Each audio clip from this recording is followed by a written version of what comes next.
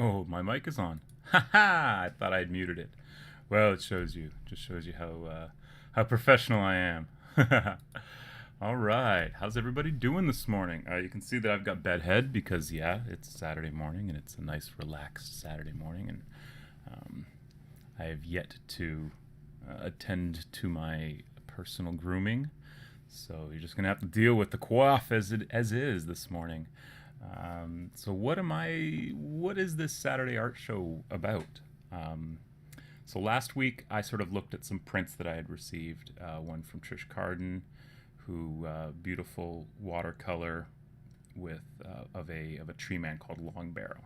Beautiful. My kid loves it. And then I received some a print and some postcards by Detra Lizzie, who did Dungeons and Dragons stuff, and where I initially became aware of his work was actually through Changeling, and I realized that I probably was aware of his work in the Planescape stuff for Dungeons and Dragons, but I didn't know who he was until Changeling, because Changeling was actually made me go and look to see who is this guy, because that if you can see the Changeling stuff that White Wolf published. The artwork in that book, if I could ever get my hands on any of those old White Wolf RPG books, it would probably be the Changeling books, just because of his artwork in it. So I kind of wanted to talk. I kind of want to do this on Saturday mornings, and it's going to be a shorter show, and I'm just going to kind of talk about art because I grew up. To say that I grew up surrounded by art is kind of an understatement. So to give you some background, my mother was attending university when I was a toddler, and she was pursuing a bachelor in fine arts at that time, and so and now today she has a master's degree in art history. And so she exposed me to the world of art at a fairly young age. I pretty much grew up in the Art Gallery of Ontario, running around inside there. And to me it just seemed normal. Of course, you're just always going to have, these great works around you, and it's totally natural. And my mom would find me going through her art books, and then if I was ever at my grandparents' house, and they have some old, nice old big beautiful art books, and I'd be going through those. So my mom figured out that I probably had her artistic gene at an early age. And the other thing that sort of exposed me to art at an early age, and I'm going to plop this down here right on top of the old Death Dealer here. So this is my original copy of the Dungeons and Dragons basic rules, and this came in a big box, and you can see it's seen better days. And I had a few other dungeons, so I had the other stuff that came in here. So there was a Keep on the Borderlands expansion, and then I think you got some character sheets. Module, I should say. Keep on the Borderlands was the module, and it had a purple cover and some kind of a worm thing on it. I can't quite remember, but I received this because the neighbor boy across the way was playing Dungeons and Dragons, and I wanted to play Dungeons and Dragons. And so my mom bought me this, and I want to say it would have been Christmas 1981 or Christmas 1982. This is a first printing of this particular edition, from January of '81. So, and you can see it's got paw prints all over it. It's been well loved over the years. And I can, each piece of artwork that's in this speaks to me and reminds me of my innocent youth.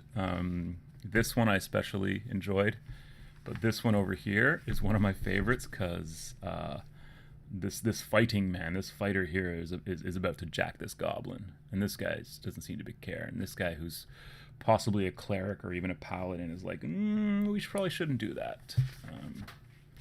And then the weapons, this was my first real exposure to fantasy and fantasy artwork. Was this volume, and this image right here confirmed my heterosexuality at a very young age. We'll leave it at that, because something about that image there let me know that which path I would walk down. So fantastic. I'm so glad I still have this in whatever condition it's in.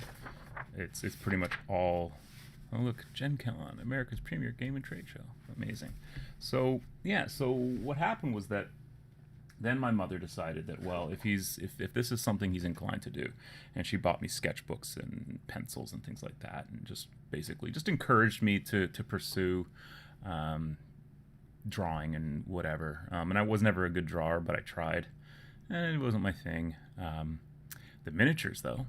So one thing that the neighbor boy across the way, Michael, was doing was painting miniatures for his Dungeons and Dragons games, and I wanted to do that too. So when I was 10 years old, for Christmas 1983, my mother bought me a dozen Testors enamel paints, some paintbrushes, a little like display box for them that never got mounted on the wall. It just became their home, laid flat, and they would sit inside it. And probably about a dozen random Ralpartha or Rapham fantasy models. So these would have been pre-Slotta base, no Citadel, just all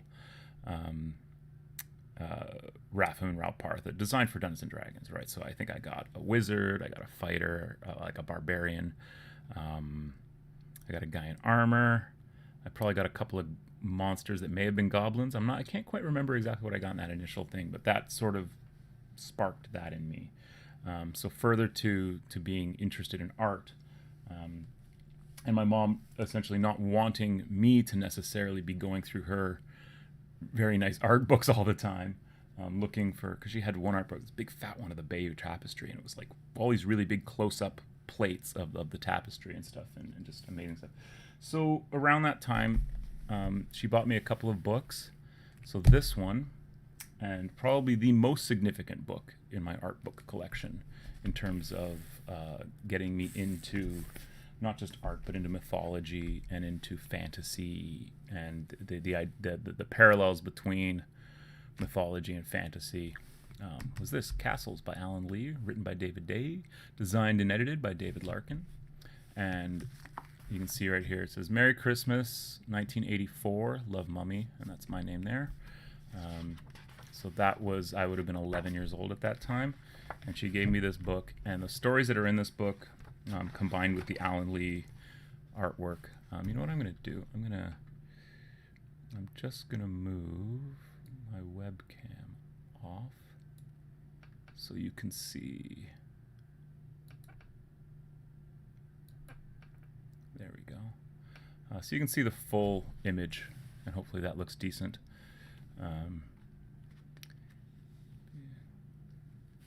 BX when Chris. It's ready. I don't know what that means, Alex. You're gonna have to explain yourself. BX, B when Chris. Okay. So yeah, just amazing pen and ink watercolor stuff. Amazing stuff. And then each one would correspond with sort of explaining. Talked about castles in historical, and then the mythology of castles. So that's where we get into sort of the age of myths. And it talks about old mythology. So a lot of this is like, so this is talking about getting into Grendel. Or this is actually Vortigern declared himself king of Britain, built a castle over a bunch of dragons, and so then getting into Norse mythology. And if you look at this, and then you look at sort of what Alan Lee did for the Lord of the Rings movies 20 years later, you can kind of see why Peter Jackson sought out Alan Lee to do a lot of this. And there is some Lord of the Rings stuff in here. This is obviously Grendel fighting the mighty, what is this? I mean, it's Beowulf, but this is actually Splendor of Hera. It's been a few years since I've actually flipped through this book, so, but this was like my go-to book when I was a kid, and there's just absolute gorgeous stuff in here. The Halls of the Volsung, and then the Valkyrie. So this is all Norse, and then the Castle in the Air. And I was reading it to my daughter the other day. I tried to read a passage from it just to see if she would get into it. This one here, The Walls of Asgard, talking about basically how the Asgardian gods wanted the walls built. The only one who could do it was the evil magician giant called Hrim-Thurs, and they'd said, well, you got a year to do it, and they knew that it couldn't be done in a year, but he had a magic horse. So what happened was that Loki turned himself into a mare, lured the magical horse away. The offspring of that, so Loki, had a baby horse, became the eight-footed horse of Odin. So just great stuff. And again, Alan Lee. I guess that would be my first super fan boyness for a fantasy artist would be Alan Lee. And I guess it's partially why the Lord of the Rings movies and the artistic design in that. Look at this. When I was a kid, I used to stare into this guy's eyes, and this whole image, just the emotions that I would feel looking at that guy. And especially when you read the Castle of Skulls and how they would build it, and then every time the other guys would come along, the Romans would come along and tear it down, and then the Celts would rebuild it even bigger, and they would trap their prisoners. So this is obviously a Roman legionnaire that's been trapped inside here. And this also exposed me to a lot of early history that I would never have been taught in school, because at that point in school we were learning a lot of Canadian history. A lot of First Nations history was covered in that early part. So it was more like we were talking about like the discovery of Canada, the founding of Upper and Lower Canada. So that's what we were sort of covering in history at that time. And not this is the stuff I wanted to get into, was ancient history, classical history, and stuff like that. And I didn't even know it at the time that was sort of what I was looking for. Here, Age of Romance. So again, we're sort of moving past the Age of Myth, and look at that. Who would not want to live there? And apparently there are still places in Europe, like Carcassonne in France and stuff, that still look like this. And one day I'll get out of this colony. And you can see the binding's starting to come apart here. So just great stuff. So yeah, this book, oh, look at that guy. How fantastic. I don't want to miss anything. I love this image with the sword essentially have been turned into a bridge there, I guess. And just absolutely. So this book is probably more responsible for sparking on Morgan Le Fay. The most misunderstood villain / anti-hero of Arthurian legend is Morgan Le Fay. She's pretty fantastic when you read her story and understand what she represents. Castle Chariot. And so there's a lot of this is Arthurian at this point. And I love kind of the change in style. Like this almost looks like he's trying to paint a tapestry or a fresco on a wall that would have been on a wall, is what this feels like to me. And then if you look at some of his other stuff, he's a little bit more, fantasy but not being photorealistic. And we'll get into some photorealistic fantasy because that's where this conversation is leading right now. The Lady of the Lake. Oh. And then Merlin in the Tower of Air. So that's where he is now. I don't know. Is he still in the Tower of Air? What else we got here? Just more gorgeous art. So if you can find a copy of this book, I don't know if it's still in print. I would assume that there are copies out there. But if you have a kid that's like getting to be that age where they're starting to become interested in things beyond the physical world, the physical realm, this book is like an amazing overview of a lot of mythology and old, fairy tales and ancient stories, and there's even some Lord of the Rings stuff in here somewhere. I feel like I may have gone past it already. This is Jack the Giant Killer. Castles in Modern Fantasy. So look at this. This is what's amazing. This almost looks like a different artist. I look at something like this and I almost think it looks like a well, never mind, I can't remember the name. But Poe in the House of Usher. Poe and the Castle of the Red Death, so we're getting into modern, and then Kafka's Castle. Kafka. T.H. White's Camelot. Here we are, Lord of the Rings. So here we go. Barad-dûr, the Dark Tower of Mordor.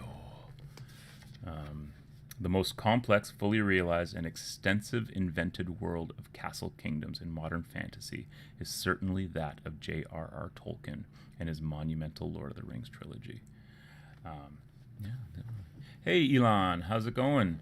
Great background for making waffles, Chris. Yeah, the bigger toddler is already huge into Castle and Wizards. Well, if you can find a copy of this book, Alan, I would recommend it wholeheartedly. You can see, like, when you look at his, I mean, this is stuff that he probably drew, I think that says 70. So this was probably drawn in the 70s or at the very least the early 80s. And if you look at the Lord of the Rings movies, you can see Alan Lee's fingerprints all over those films. I mean, just in the color grading alone, the way that they brought out the hues and the greens and the grays and stuff, it's massive how much influence Alan Lee and obviously the other guy had on that. So that's Castles, and my copy is in fantastic condition. I used to own rats, and I used to let them just run around. And what you can see here on the side of the book these are rat nibbles. So this is where my pet rats, and it looks like it's a little bit, tiny bit of water damage, but you know, not bad for a book that's closing in on 26 years old at this point. You got some little rat nibbles here. And my Escher book has the same thing. So that's sort of where we'll go. So my mother also bought me this M.C. Escher art book, and I want to say it would have been around the same time. There's no inscription in it, but it would have been probably about the same time. And if you're familiar with M.C. Escher, then you're familiar with it. Look at that. That's amazing. The mud and the reflection in the mud. And then he did these like fractals, and he does these like abstractions, and there's no one quite like him, like Escher. And so this was another book that my mom bought me because she thought I would think it was awesome, and she was correct. There's some classic Escher, like exploring space and geometry and depth and things like that in these sketches, and just to make this is 1952 he painted that. Absolutely stunning, amazing stuff. This might be one of his more famous ones, but he did several with the staircases. I mean, we call them like MC, like you say, they're Escher-esque when they don't make any sense. And you gotta wonder what's going on in the mind of someone who plots out and draws something like this and has to basically create an internal logic for how it all works, you know. And there is a self-portrait in here that I'll show you, and then I'll close it up, and then I'll get into sort of if I can find the self-portrait. He has a couple of self-portraits. I'm not sure where they are. Well, there's one. But yeah. So Escher's another artist that I obviously was turned on to early, and there are artists that, you know, I don't even know. Like, I think I was talking about Dieter and you know, knowing and recognizing his work before I knew the name, really. So the two books I'm just going to go through here right now are sort of what I would say kicked off my personal quest to start buying and collecting art books. And it's not a cheap hobby, and to do that plus miniature hobbies plus whatever else. So sometime in the early 90s, Games Workshop released a pair of art books. They released the John Blanche, and Ian Miller Rat Spike, which is here. You know, let's zoom out so that I can fit the whole. Ooh, zoom out, I said.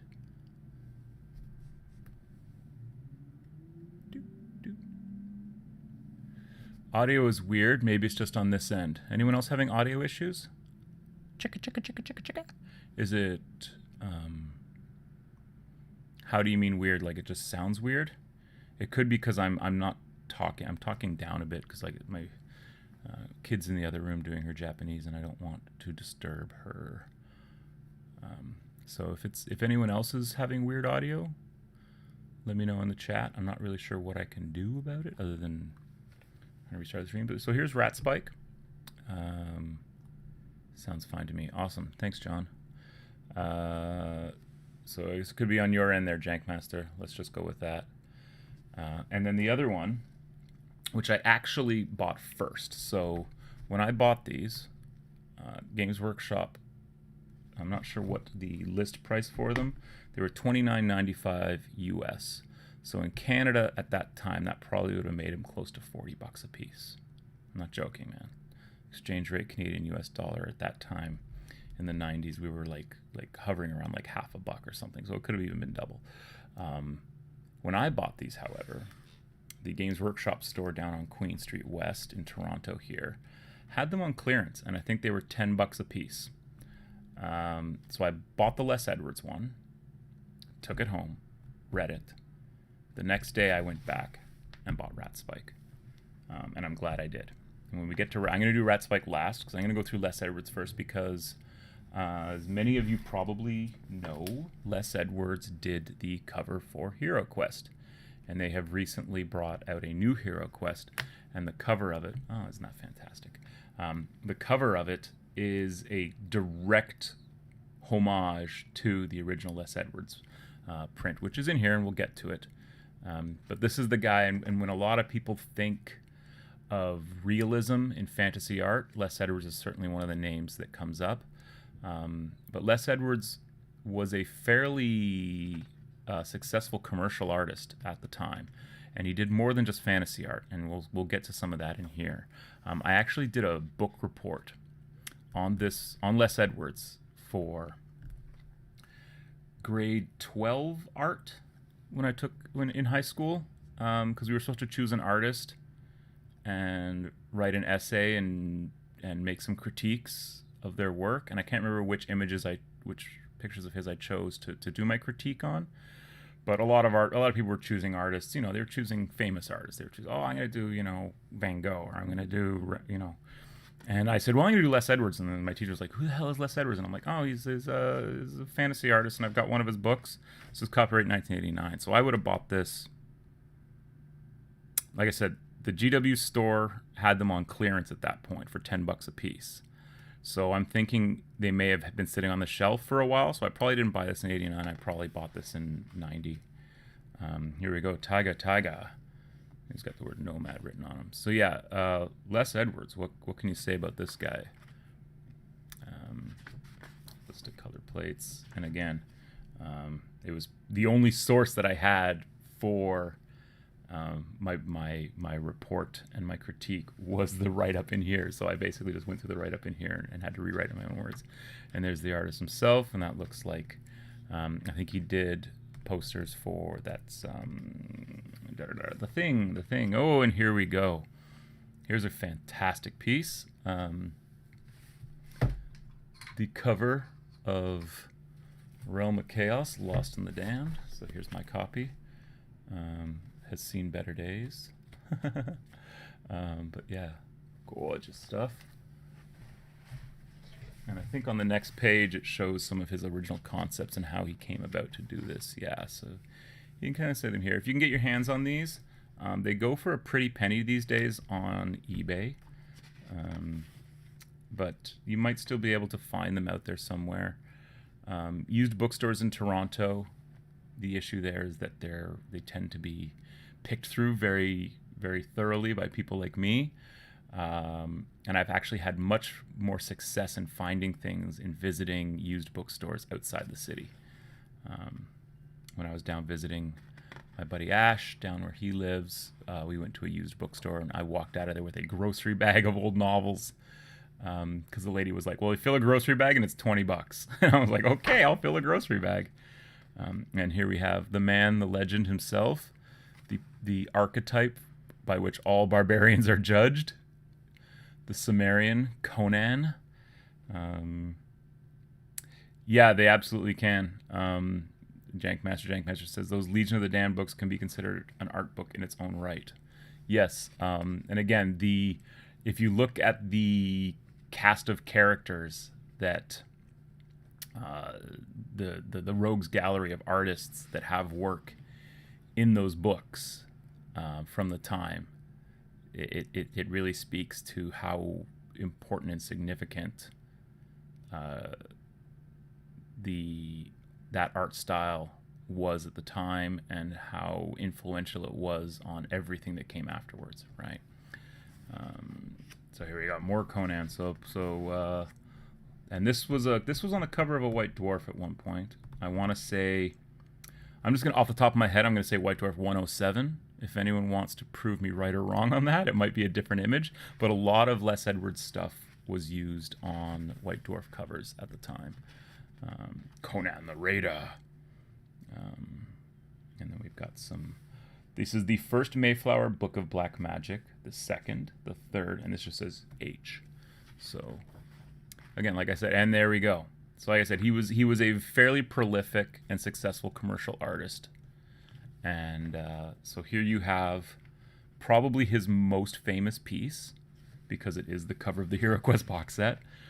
And if you look at the new one, and if I look at this one, the new one hurts me to look at, unfortunately, because it can. I should have an image of it somewhere that I can just throw up, so we can look at it. But I have to say that the new Hero Quest art style, and I'm not sure who said it and who said it best, and I think a lot of us share the same sentiment, is everything wrong with modern fantasy. Sorry, not sorry. And then here we go, some more. And of course, the Barbarian, not Conan, but come on, right? Yes, Crom indeed. Hey, Bryce, how's it going, man? Awesome to see people in the chat. Keller's Keep. And then here we go. This, I look at this and I go, this feels like, and of course they put a Conan over here, because this feels like Les Edwards trying to do Frazetta in a lot of ways. The lighting, the tonal shifts in color, that's definitely something that I would pin on Frank Frazetta in a lot of ways. Not that the human form hasn't been right for the butt. Just say it, the butt. That derriere, and he's got some other ones in here that later on I would look at and sort of juxtapose and look at those with Frazettas and go, okay, yeah. He did a lot of horror stuff. One of the things that's actually in here is quite a lot of horror imagery. The Kroglin vampire, and he must be clearly a fan of Edgar Allan Poe, because there are Edgar Allan Poe quotes throughout this book. Look at these. And I wonder if I still have it. Les Edwards and Clive Barker did a comic book called, I think it was called something Celluloid, and I had a copy of it. And unfortunately, I don't have the copy of it anymore. Red Meat. But I know that he had done a cover for it, and I think the cover had it was like Marilyn Monroe with part of her face ripped off or something. I'm trying to remember. Again, going back 25 years, 30 years. And then he talks about his influences. So this is William Blake. And if you want to go see the original, it's in the Tate Gallery in London, according to this. Just a bit of knowledge I just happen to know by reading what's written on the side here. Not passing that off as here's some list. Lion Chaney. So he's just talking about his influences, which is great that this stuff is in here. And I mean, you want to talk about realism in artwork. I can remember staring at this image, and a much larger version of this image that was actually in an art book that my mother had. She had it. It was in a huge book, and just staring at it and amazed at the fact that it wasn't a photograph. And then thinking about the time and the patience and the absolute skill and talent of the artist to be able to do something like this is just absolutely unbelievable. And one day I'll get over to the Tate Gallery in London and I'll see the original. There we go. That's another one. Another step on confirming my heterosexuality to myself, for sure. And then here we go. Oh, look at this. Just love stuff. An aerial White Line Fever. So that was a supplement for Dark Future, which was the Mad Max Road Warrior car game that Games Workshop published that used Matchbox cars, and they actually made some weapon sprues and stuff so you could stick guns on them. There were a couple of plastic cars that came in the box, but really what you want to do is take your Matchbox car collection and create this. So this was the expansion for it that added a bunch of, I think it added sort of like quasi-campaign rules and things like that. I'm just going to take a sip of coffee here because I'm looking at a full cup of coffee and I'd like to drink some of it.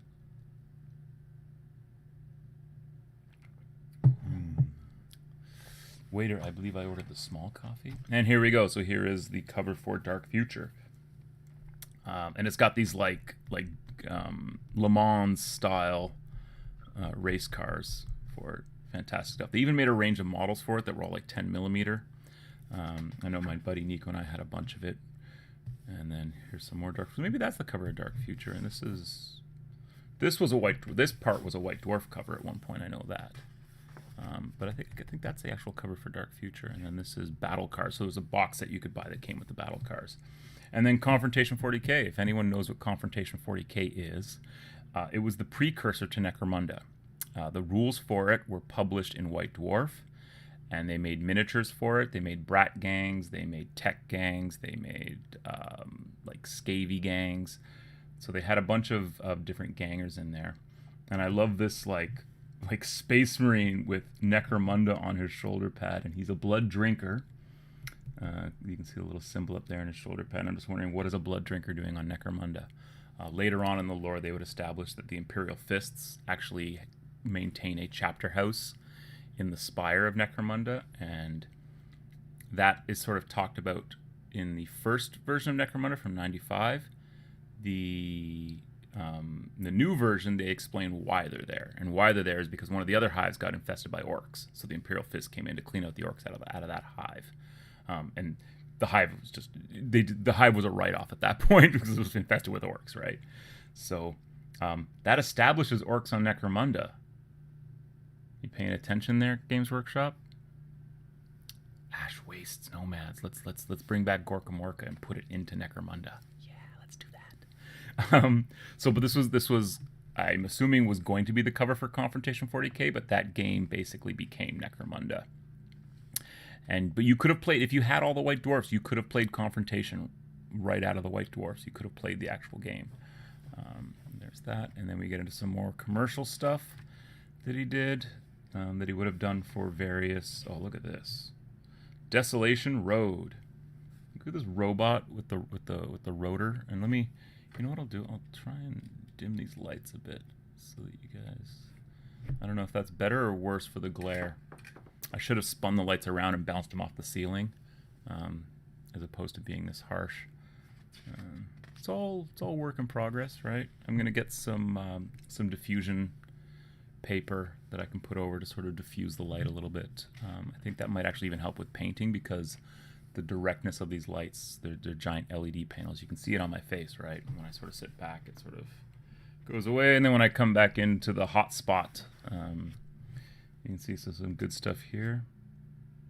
Dread Hulk, the final encyclopedia. I don't even know what these would be for, but I would love to sort of go and look. I assume it might be books that he did for paperback novels.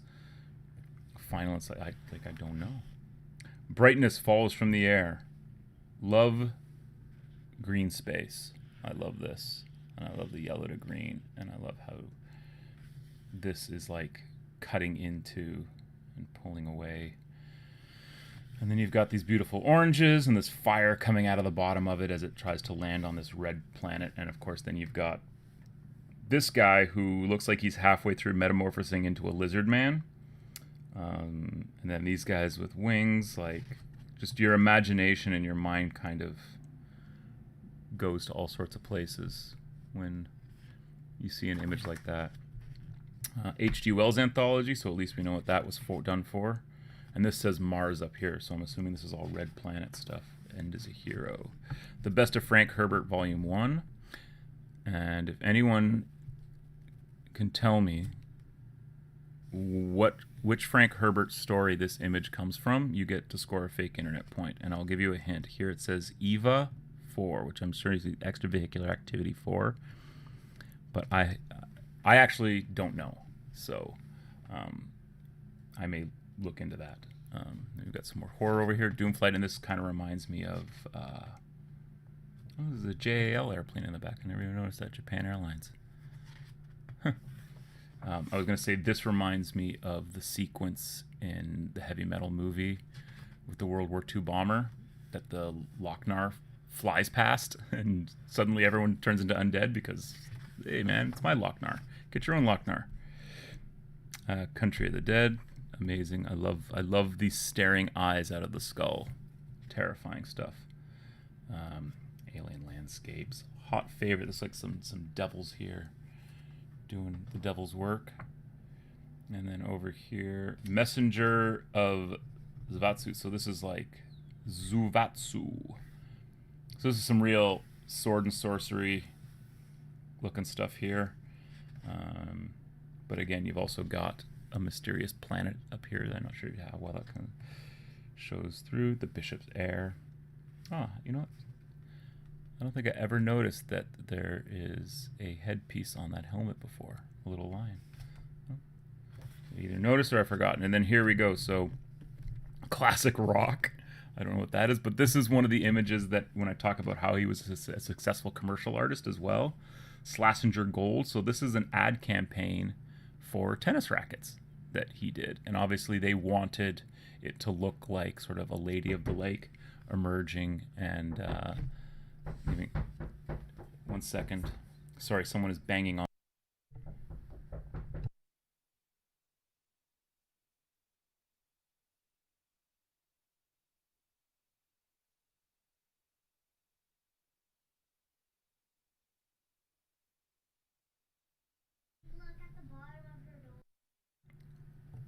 Okay, what's up? Yeah, I can see your hand poking through the bottom of the door.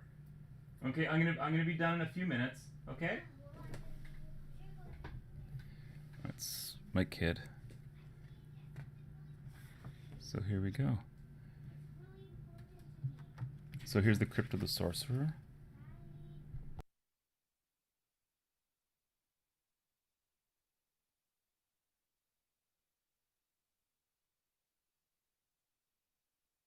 All right, we're back. Best of Frank Herbert, Volume 2. Awesome. I'd love to get my hands on these books. Hello, Chris's kid. Yeah, right, eh? Normally when I do my Monday to Friday show, she's at school. And she's been asked very nicely to not interfere at this point, but being an 8-year-old child, what can you do, right? I kind of knew that this was going to happen. Okay, here we go. Invasion of the Body Snatchers. The Ghoul 2. So I guess maybe this guy's the Ghoul 1 and this guy's the Ghoul 2. Bleeding. And to say that Games Workshop, so Games Workshop published these through, oh no, these aren't published through Flame. They made an imprint called Flame Publications, which was designed to do stuff that wasn't necessarily within the Warhammer milieu, and I think that came out of doing these books. The layout, this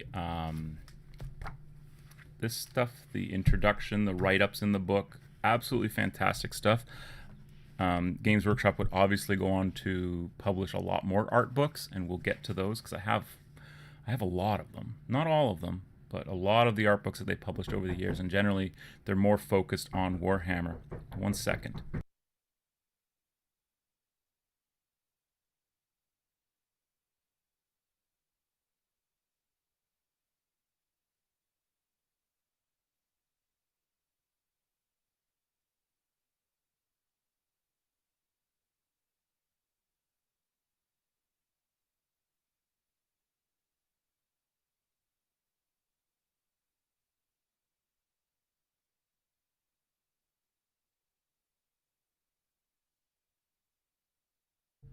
All right, back on track. Sorry, the kid is not taking no for an answer. Father of the year here, people. So yeah, so let's just get through the Les Edwards book quick here. Eesh. And then we'll get to the main event that I want to get to. Oh, yeah, so when I talked about Les Edwards doing horror stuff, this is what I meant. Some absolute fantastic. And his use of reds and this pig, terrifying stuff. And there we go, and that's the last image. And actually, this guy and this guy are like inspiring, right? Sorry, this orc just looks like he's got the little beady eyes. And so when I was picking, I have several, because it is October, I have several Bad Docs, Pain Boys. And this is the one I'm going to go with, mainly because of this image. So I can only have one in my Blood Axe army. I have a bunch of other ones that are going to be freebooters. And then there's the, so here's essentially explaining where all of these pictures came from. So I can look up and see where a lot of these things are from. And I'm sure that this is stuff that I used to know and don't know. So that is Blood and Iron. Ooh, there you go. Take that.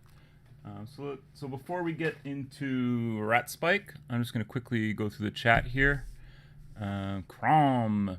Jankmaster says the butt, just say it. Yeah, I said it. Jankmaster, I'm not sure if these apples are apples, but confirm first that they are still in the Tate gallery before planning around it. Right. Yeah, you know what? I'm in no position right now to fly over to London and visit the Tate gallery, but that's definitely on my bucket list. Several galleries over there and several museums, and I could easily spend a month in Great Britain just going from place to place. Seeing things that I want to see.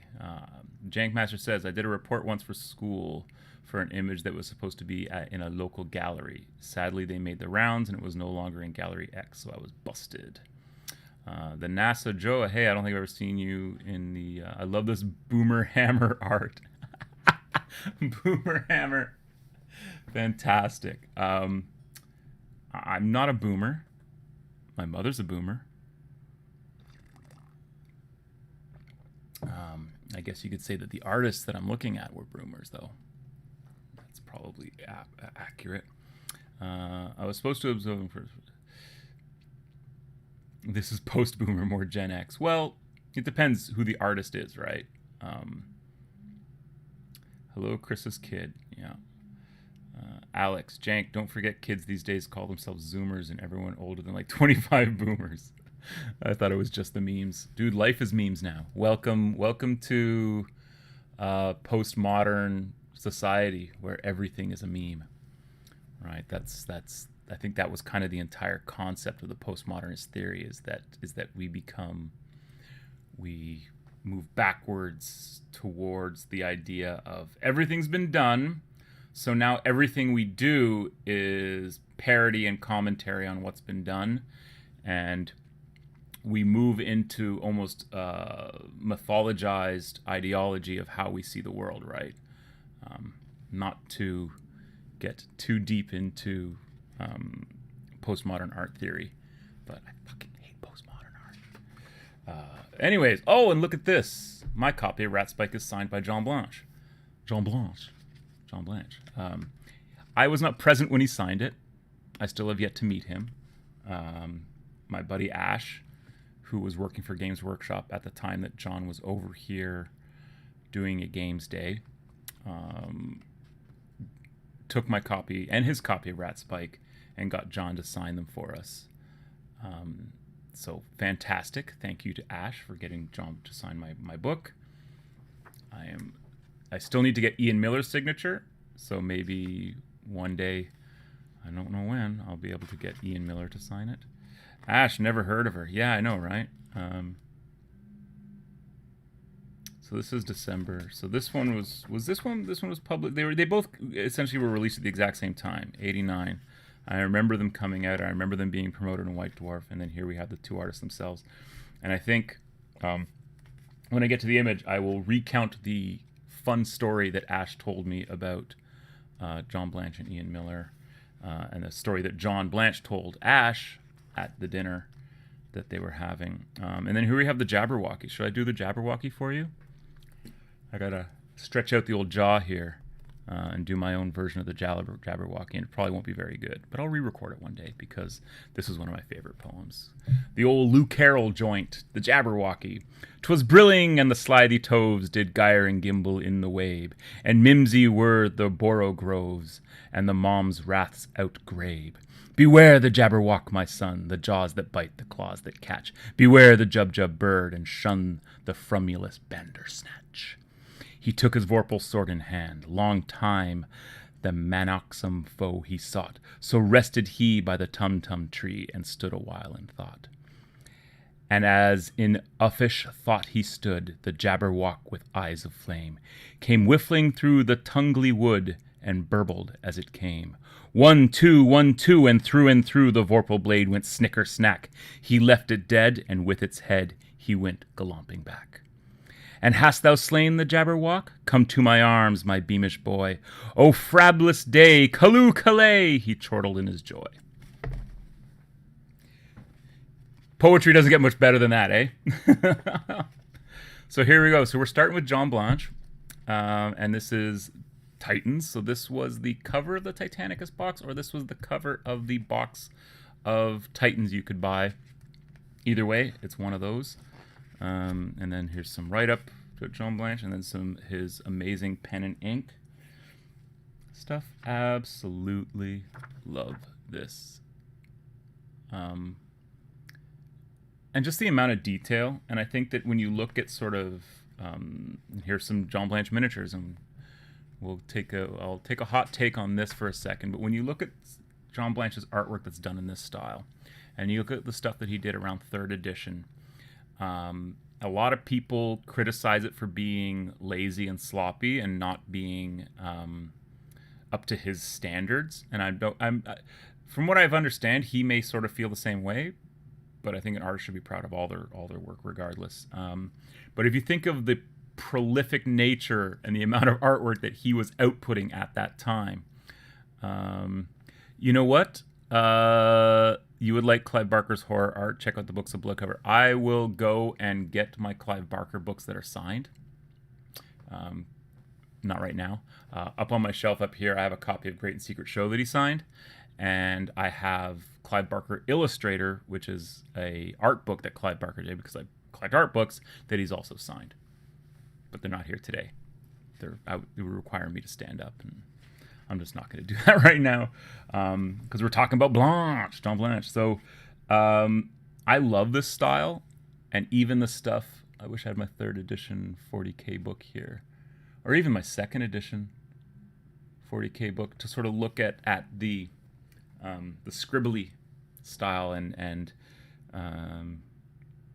but I still think it's absolutely amazing that he was able to output that much artwork at that time. And people can criticize it for being sketchy and for being lazy and feeling unfinished. But to me, that kind of embodies some of the aspects of grimdark, is that it has that sort of... it's confusing in ways, right? It confuses the viewer, much like this one, where you end up looking at things to try and figure out what they are. And to try and figure out what the artist was thinking when he did these. Like, what's the significance of the time being 20 after 12? I don't know. So here's some John Blanche miniatures. So if you guys want to talk about Blanchitsu, which was a White Dwarf series of articles that he did talking about his converting and his making his sort of his dark millennium style miniatures and things like that. So this is some more early stuff, and I love that he just like painted the Mona Lisa, and you'll see a lot of aspects from here come through in his artwork. So let's get into it. So there we go. There's the image that launched 1,000 ships, the cover of 1st edition Warhammer. says Ignorant Armies. Ignorant Armies. I have a copy of the Ignorant Armies book, and I don't know where this is in it, but I think this was actually used in the Doomstones for Warhammer Fantasy Roleplay. I think this was the cover of the Doomstones book, which is one of the less well regarded Warhammer Fantasy Roleplay supplements. A lot. So is it, what is the NASA Jose? A lot of people see the new stuff compared to his stuff as too clean and not grimdark enough. I'd be interested to see something that John Blanche did really recently, because I would like to see where he's sort of at. I mean, the new stuff. Are you just talking about like 40K and fantasy and Warhammer art in general? Because I'm going to do a whole show on the current state of Warhammer art, and to say that it will be a critique is an understatement, because I'm not a huge fan of modern fantasy art in a lot of ways. Not that there aren't a lot of fantasy artists out there making great art. I just find that it's becoming very homogenized in a lot of ways, and you're seeing particular styles and particular ideas, particular design aesthetics being put forward as modern fantasy art that I find are derivative and commercially motivated, and generally less. You said it right there. WoW killed fantasy art, and I think I said that on another stream at some point. And like I said, one day I'll stop saying I've already said this on stream, and I'll just resign myself to the fact that I continually repeat myself. Because yes, I think World of Warcraft, and I mean you can lay the blame at other, you can lay the blame at the fact that fantasy has become big business in a big way, with the resurgence of Dungeons and Dragons, and things like a lot of fantasy gaming, definitely Magic the Gathering, and again, Magic the Gathering commissions so many artists to do work that you can't really lump it all together and say, ugh, Magic the Gathering art is terrible, because a lot of it is amazing, old stuff and new stuff. And again, I'm not saying that there's not good modern fantasy art. I'm just saying that to me, it feels more cynical. I don't know if that makes sense. I look at something like this where I realize that John sat down with a pencil and a pen, and then eventually some watercolors, and made this, all of this, every last little blade of grass, every last little bit of bark on this tree has been defined and painted and shaded. And just the choices he made, like making the dragon's head and giving him a unicorn horn, and there's a sea monster, and just oof, the way I love to absorb this artwork, right? Wayne England, R.I.P., Paul Bonner, Kaczynski, and others did Magic. Yeah, Wayne England's, and I wish I could find it. His last piece of artwork that he was working on when he died was a goblin for Magic the Gathering, and they published the black and white sketch before he had actually gone in and watercolored or painted over it.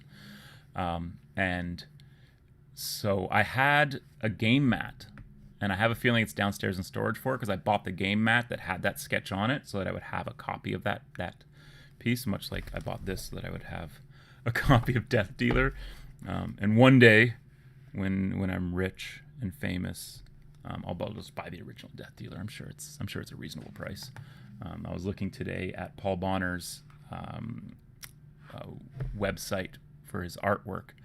That if you're a subscriber to the Old Hammer artwork, original Old Hammer artwork Facebook group, you got sort of a sneak peek of.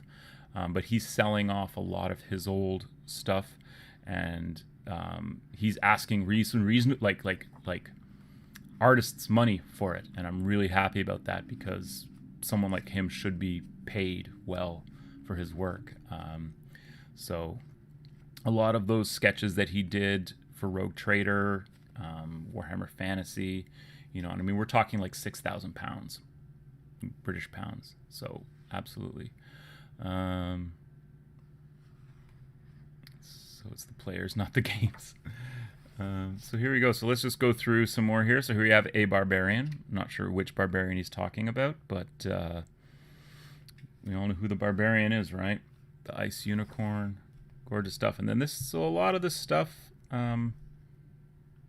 is commercial stuff that he did prior to joining Citadel and joining Games Workshop. So this would have appeared. He did a lot of covers for novels. He did a lot of illustrations for novels. Unbelievable. Look at that. Just look at the dome on that ship and realize how he had to go in with watercolor and define all of that out. I'm assuming this is watercolor. It's pretty obvious. Great little dwarf riding a dragon there. I'm assuming he's a dwarf because he looks a little stunty, but he could just be... It could just be that he's cut down because he seems to be missing several limbs. Much like this guy.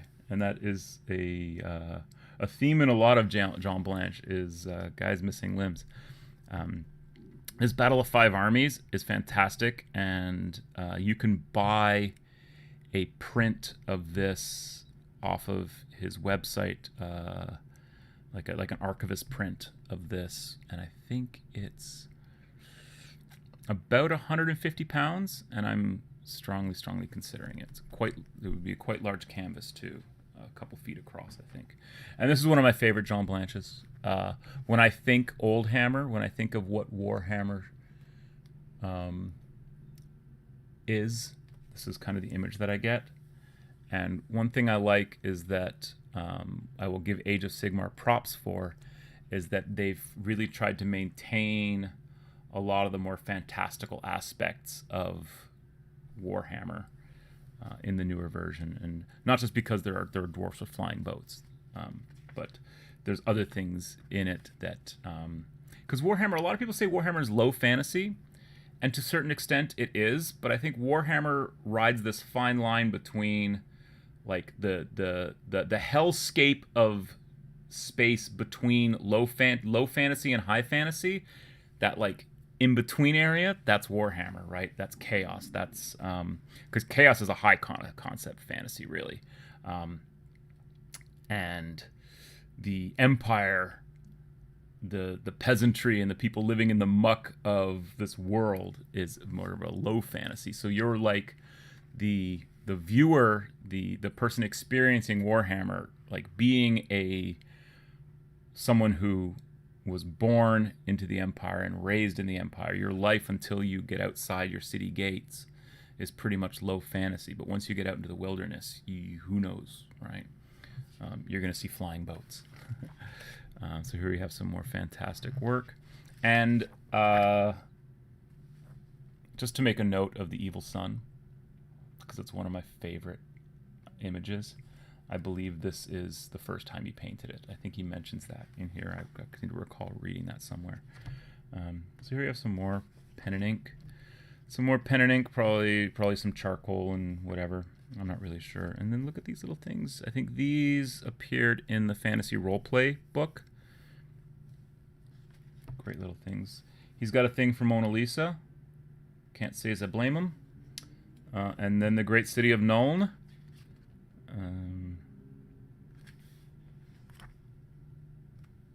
Pontifex Maximus, King Otto. More flying boats, more evil suns. A little gesture down here. Oh, so here's some famous. The Troubadours. The Amazonia Gothique, possibly one of his more famous pieces. And there's a converted model for it that he did. I feel like you can buy this model. You can. And additionally, I know that Kev White, the miniature sculptor, sculpted a version like this, kind of, and called it Blanche. obviously in homage to what I assume is a an associate of his. I assume they know each other, both living in the lead belt in the UK, both being associated with the miniature sculpting business. Sorry if I just need some coffee. Saturday morning, right? So here's just some more, and another Amazon that he did. I love that's gorgeous. I'd love to see larger versions of these. Oh, the Eternal Champion. That will be a subject of a future show. Will be the Eternal Champion and who they are. Dart of Harkness. So this was Warhammer related. Terror of the Lichmaster, Warhammer related. So this would be second edition Warhammer supplements, I believe. The Dwarf Lords of Chaos. You can't see it, but I have the box set for that up on my wall. The box, and I have all the models. I have this entire box. The Awakening. I love this because it's got my buddy in it, the Ogre, and he's been clearly hired by these dwarfs. This is for the Dwarf Wars. And I feel like this was used in Warhammer Fantasy Roleplay as the cover of a book. And I want to say it was like the Dwarf Wars or something. But if you guys know, I see AOS as post-apoc Ragnarok. Yeah. Oh, Tolkien Encyclopedia book? Yeah, I've got one over here on the shelf. The Ogre was my first Citadel Mini. The Jess Goodman goodness. Yep. Mine is painted and sitting over there. I feel like this is just me flexing now. Macbeth and the Skeleton Horde. What a great box set this was. So this box set came with a pile of skeleton warriors, at least 3 skeleton chariots, and you got bits that you could turn the skeleton, on the chariot sprues. You got archer arm sprues, so you can make half the skeleton warriors archers. If you needed skeletons, back in the day, this was the box. This was the Skeleton Horde box. Unbelievable. And then here we go. Knight Panther, one of the orders of knights. And then Mona and the Moon Man. Love this bit of art. And again, it's more John Blanche drawing Mona Lisa. And every time he draws her, I think he probably saw the Mona Lisa and probably worked very hard in college, in art school, to try and duplicate her features and her smile and her legendary face. And then it just sort of became part of his lexicon, and like, this image makes no sense, and that's what makes it fantastic. Because who's the Moon Man? Who's Mona? Who are these giant fly traps for? And then doing the lightning in the back. And the amazing thing about this is you can see how he's had to paint it, where he's had to go in and shade up into, and to create the glow with watercolors. So you had to create the glow and then go in and fill it in. Nowadays, you just go into Photoshop and you'd have a brush, and you could just brush that glow in there.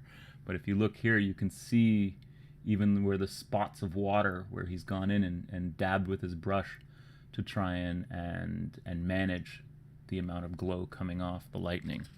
And you can only do that at that time that this was painted with paints and paintbrushes on a canvas. And not to shit on people artists who will create their work digitally. I'm just finding that there's so much of it these days. And it's becoming prolific, and it's becoming obnoxious, and you need to cut it out.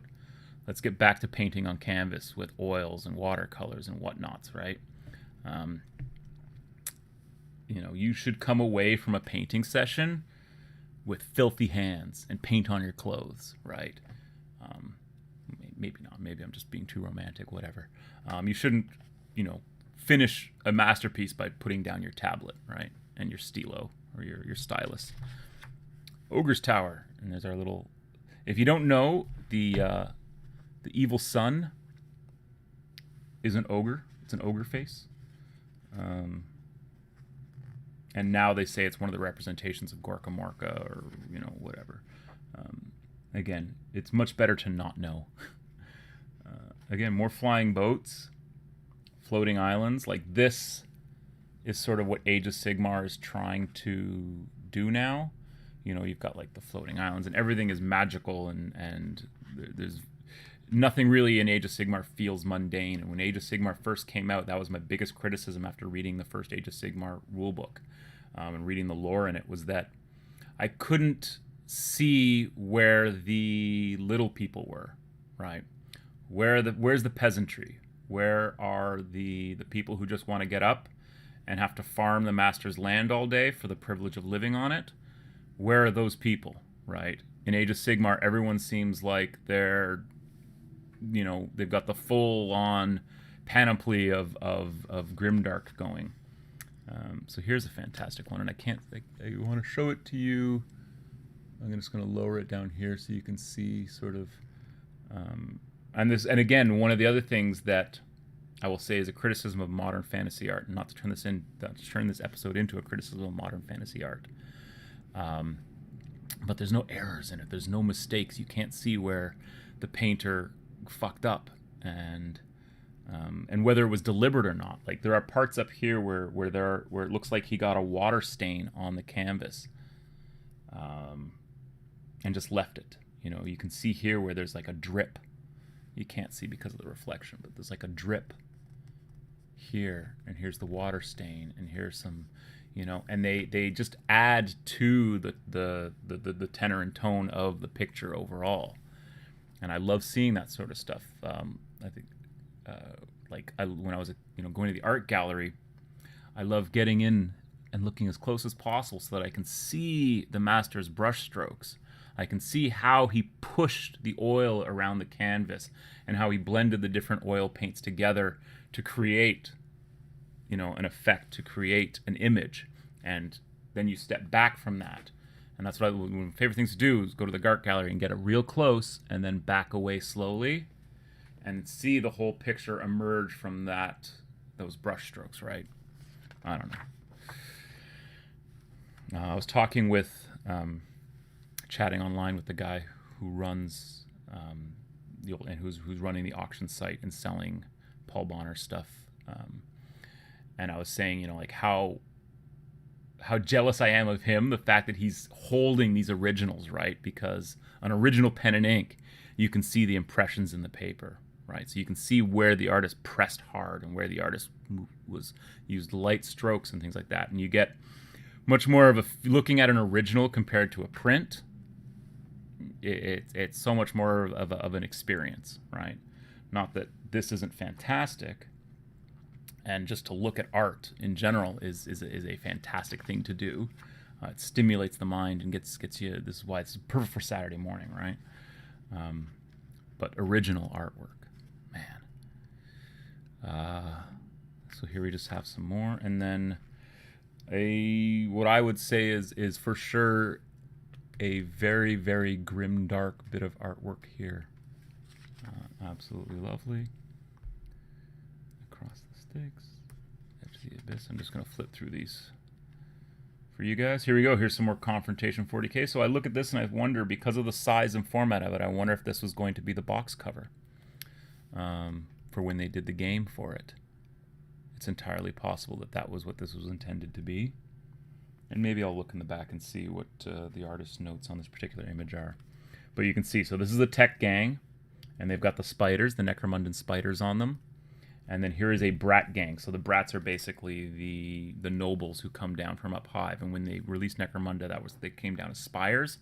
But originally it was just brats. It was just basically teenage kids, sons of nobles, so, new money dickheads. Coming down and slumming it to shoot up some tech gangers down here in the Underhive. These tech gangers would sort of be like proto-Vansar. Again, none of that was really defined. Confrontation, the background for Confrontation is a little bit different, but it's certainly the foundation of what would become Necromunda.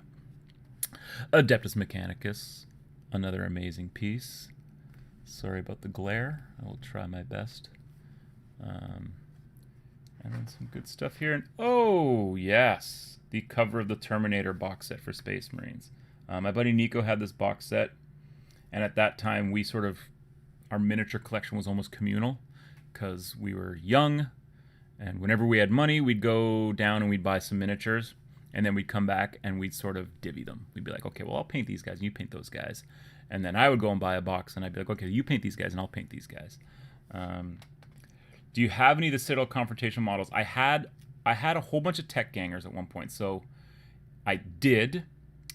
I have one or two models in bits boxes. I think I have a Scavy that came out at the time, and I think I have another model that came out at the time in a bits box somewhere. I would have to locate them. But I did. At one point I did.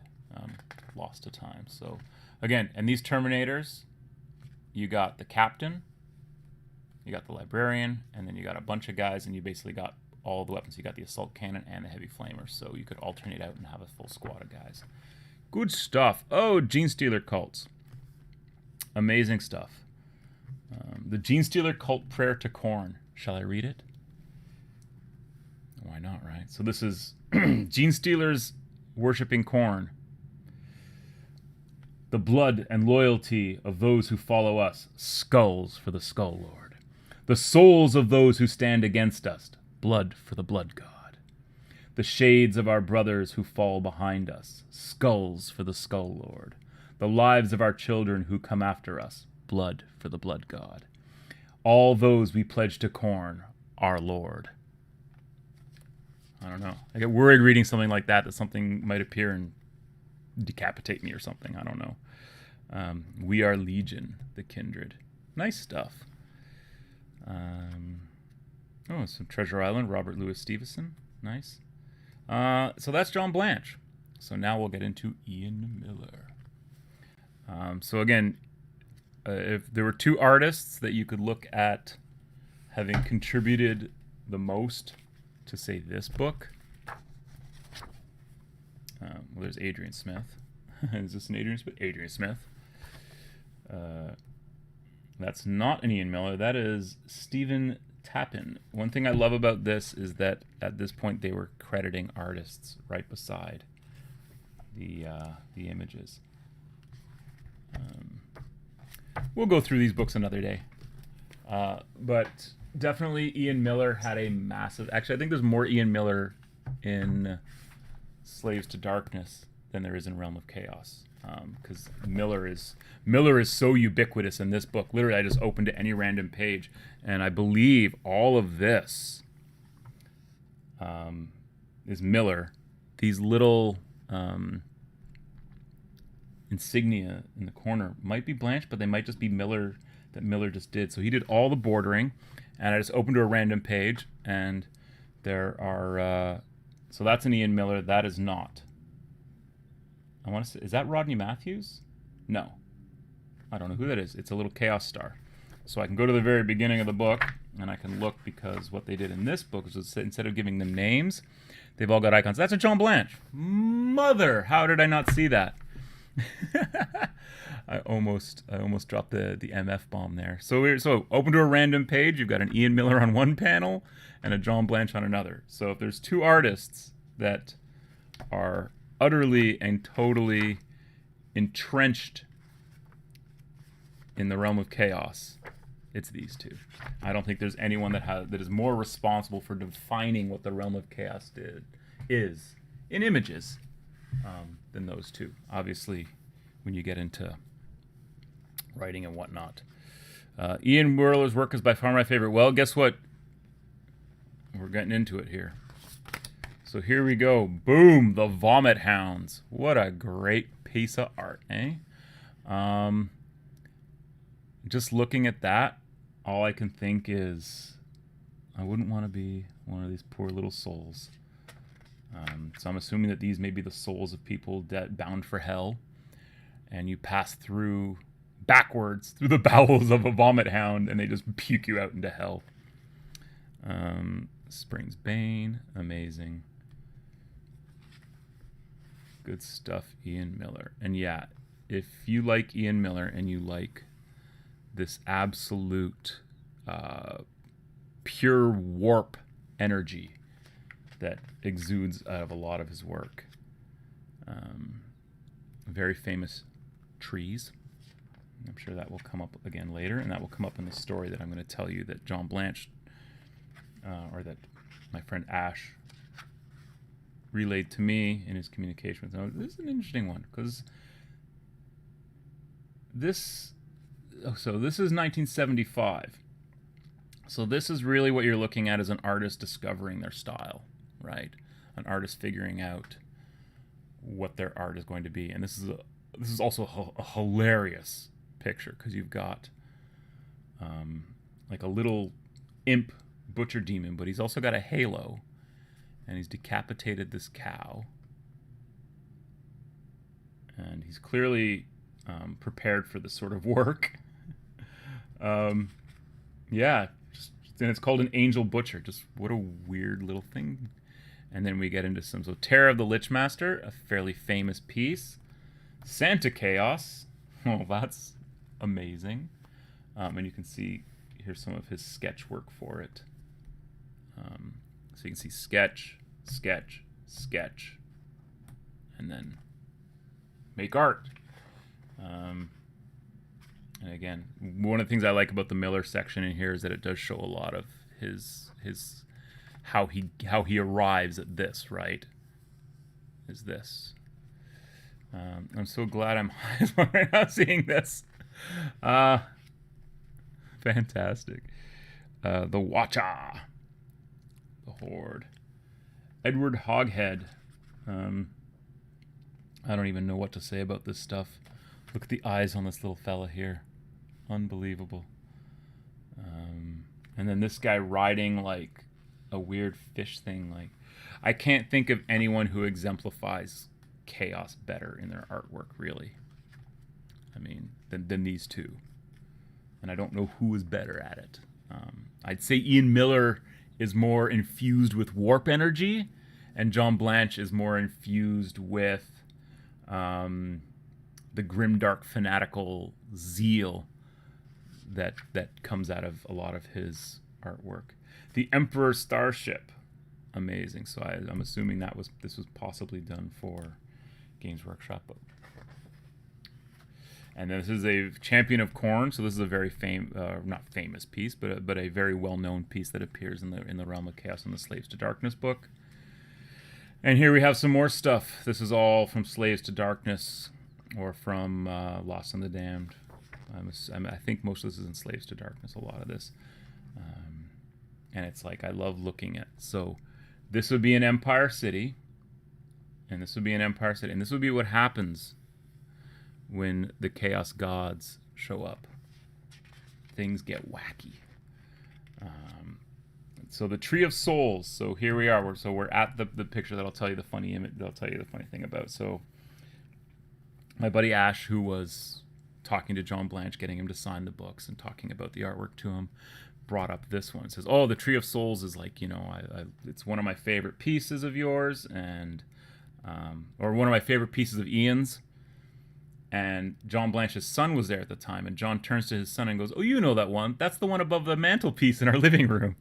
So John Blanche has the original of this above the mantelpiece in his living room. So there's some BFFs for you there, eh? John Blanche and Ian Miller. Oh, we'll just worry about the Great Corn. And here we have some Space Marines. And I really like Ian's Space Marines. And this is called the Slaanesh Woman. So in here you have some demonettes bursting out of some warped woods to fight some Space Marines.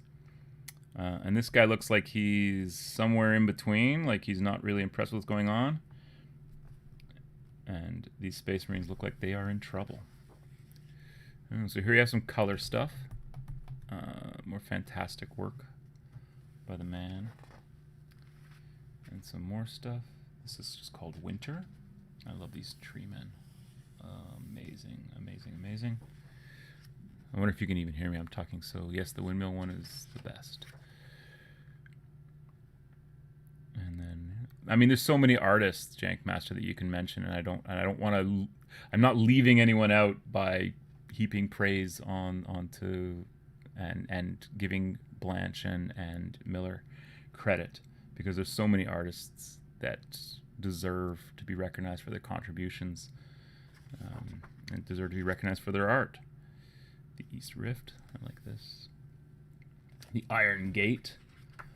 I love when he starts using straight lines, because a lot of his work is really, like, you look at his, it's very wavy and there's a lot of curves and it has that warped feel to it. And then he'll hit you with something like this, which is almost entirely straight lines. And the juxtaposition between these two styles, yet they're both really clearly Ian Miller, right? There's no mistaking that. I could see that out walking on the street and I go, oh, that's an Ian Miller, right?